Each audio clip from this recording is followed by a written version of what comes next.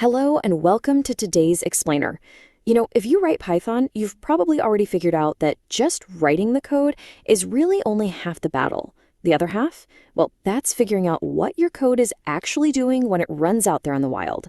Today, we're completely upgrading your workflow. We're taking you from writing simple scripts to engineering professional, production-ready software by mastering Python logging. Okay, let's dive into this. So let's just be honest for a second here. We have absolutely all been there. You write a complex function, it doesn't work, and your immediate instinct is to sprinkle print made it here, print variable is X, or my personal favorite, print please work, all over your code, right? It's literally a developer rite of passage. But if you're still relying on the print function to debug complex applications, you are just creating massive headaches for your future self. It is definitely time to level up. Here is our roadmap for the explainer today. We'll start with why print statements fail, then look at the 5 severity levels, quick setups with basic config, professional logging architecture, handling errors and rotation, and finally wrap up with the golden rules of logging. Okay, part 1, why print statements fail, moving beyond the developer's first tool. Look, the print function is super simple and instant, which is great, but it completely lacks the structure and control you actually need for real-world production environments. With print, every single message looks exactly the same. There's zero categorization. And think about it, if you want to turn them off when you deploy your app, you literally have to go line by line and manually delete or comment them out. It's a nightmare. Plus, the second that console closes, your data is just gone forever. The logging module solves all of these pain points. It gives us categorization, the ability to toggle entire groups of messages with one command, persistent backups, and it auto-injects crucial context right into the output. Moving right along to part 2, the 5 severity levels. Let's filter out the noise. The whole foundation of the logging module is how it standardizes tracking into a hierarchy of 5 distinct severity levels. Think of it like a pyramid.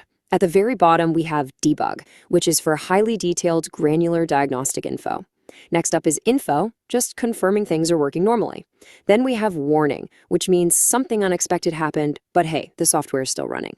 Above that is error, meaning a serious issue occurred and a specific function actually failed. And finally, critical, at the very top, meaning total system failure. Now, what's really interesting about this slide is that little flag pointing to warning. That indicates the default starting level in Python. And honestly, this is a vital piece of information that trips up a lot of developers. Because that default threshold is automatically set to warning, the system just brilliantly silences any lower-level noise. Take a look at the input code versus the console output here. We've got 5 log statements written in the code, one for every single severity level. But look what actually printed out. Only the warning, error, and critical messages made it through. The debug and info messages were completely ignored by default. This is an absolute game changer. It means you can leave thousands of debug statements in your codebase forever, and they won't clutter up your console or slow down your production app at all. All right, part 3, quick setup with basic config, taking control of the flow. So this is where we get our first really big quick win. If you just want to start logging immediately without building some massive software architecture, logging.basicconfig is going to be your best friend. This one single function lets you define exactly how your system behaves. By setting the level to logging.debug, we're basically lowering the gate so every single message gets captured. By adding a file name, we instantly route our logs to a persistent file instead of just the screen. The file mode determines if we overwrite that file in every run or just continuously append to it. And finally, we have the format parameter, which is really where the magic happens. Now, before we look at the exact Python syntax, let's just clearly define what we mean by a format string. It's essentially a template. Instead of you writing code to figure out what time it is or what script is running, the format string acts like a mold. It automatically injects all that environmental context into every single log entry you generate. And here is how incredibly effortless that context injection is. Look at the format string at the top. We've got these little placeholder variables with percent signs: as time, name, level name, and message. Now just trace those down to the final visual output. As time automatically drops in the exact date and timestamp, no extra code required. Name tells us which specific logger emitted the message. Level name prints the severity, like error. And finally, message is the actual text you wrote into the function. You literally write this template once, and Python does all the heavy lifting for every log event after that. Moving right along to section 4, professional logging architecture. Let's move to and see how this builds into separating our logic from our destination. Once you get into large-scale applications, you don't want all your logs just dumping into one place. You probably want minor warnings to pop up on your screen, but critical errors to be quietly saved to a secure server disk. To pull this off, we separate the logic from the destination. I like to think of it like a corporate office. The logger is the manager. It captures the initial message.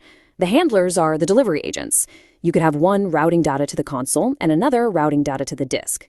Finally, the formatters are the stylists. They decide exactly what the data looks like before it arrives. Make sense? Implementing this professional setup takes a specific 4-step process. Step 1, we create the manager, our logger. Step 2, we create and assign the delivery agents, the handlers. Step 3, we apply our styles, the formatters. And step 4, we link it all together to activate the system. Let's look at the actual code for this.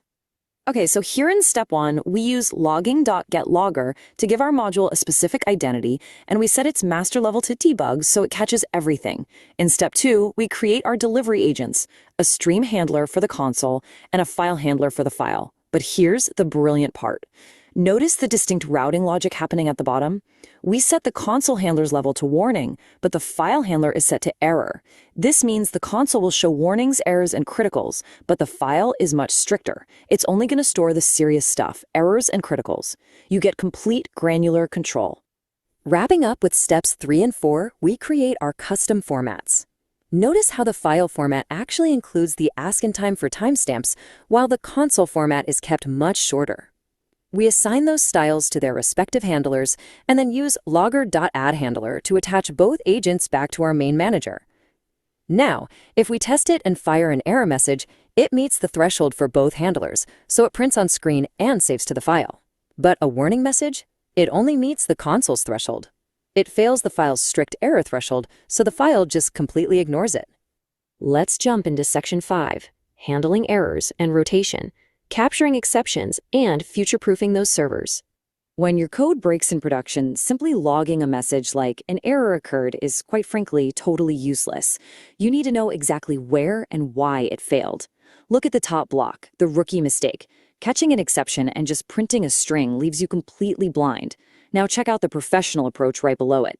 By simply dropping xc_info equals true into your error log, Python automatically grabs the entire stack trace. The output will literally hand you the exact file, the exact function, and the exact line number where it all went wrong. It is an absolute game changer for debugging. And this brilliantly illustrates another major issue. Production software runs 24/7. If you use a standard file handler, it will just keep writing to the same file forever, until your server's hard drive is totally full, crashing your system and paging you at 3 a.m. No thanks. This is exactly where rotating file handler saves the day. Instead of one infinite file, you set strict limits. Here, we set max bytes to 2000 and backup count to 5. Once system.log hits 2000 bytes, it archives itself, starts a fresh file, and keeps doing this until it has 5 older backups. Then it automatically deletes the oldest ones. Your logs are always persistent, but your storage never overflows. Finally, section 6, the golden rules of logging, expert habits for highly maintainable code. Adopting these 4 golden rules is absolutely crucial for keeping your codebase maintainable. 1. The production rule. Always set your deployed base level to info or warning. Keep debug strictly for your local machine. 2. The exception rule. Anytime you're in an except block, throw in x_info equals true to grab that traceback. 3. The granularity rule. Don't just use the root logger for everything. Give distinct names to different modules so you always know which file threw the error. And 4. The sizing rule. Always implement rotating handlers on servers so you don't run out of disk space. So the crucial point is that mastering these core configurations completely transforms how you manage software. We've just sold the whole shebang, the basic setups, severity levels, the architecture flow, formats, and exception rules into this one cheat sheet. If you want to start implementing this today, I highly recommend grabbing a screenshot of this right now. It's the perfect reference for your next coding session. But listen, just watching this explainer isn't enough. We want you to actively build this muscle memory. So here's a quick challenge for you. Try writing a Python function called readFile. Configure a logging system that writes to both your screen and a log file. If the file exists, report the success using logging.info. But if it doesn't, use logging.error to report the failure.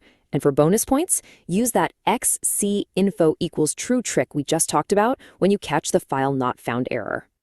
Tackling that challenge is going to totally solidify everything we've explored today. You have the tools, you understand the architecture, and you know exactly how to filter out the noise to find the truly critical events. So, what does this all mean? It means the only question left is, are you finally ready to drop those print statements forever and build your own robust, production-ready logging wrapper? Thanks so much for joining me on this explainer, and happy coding.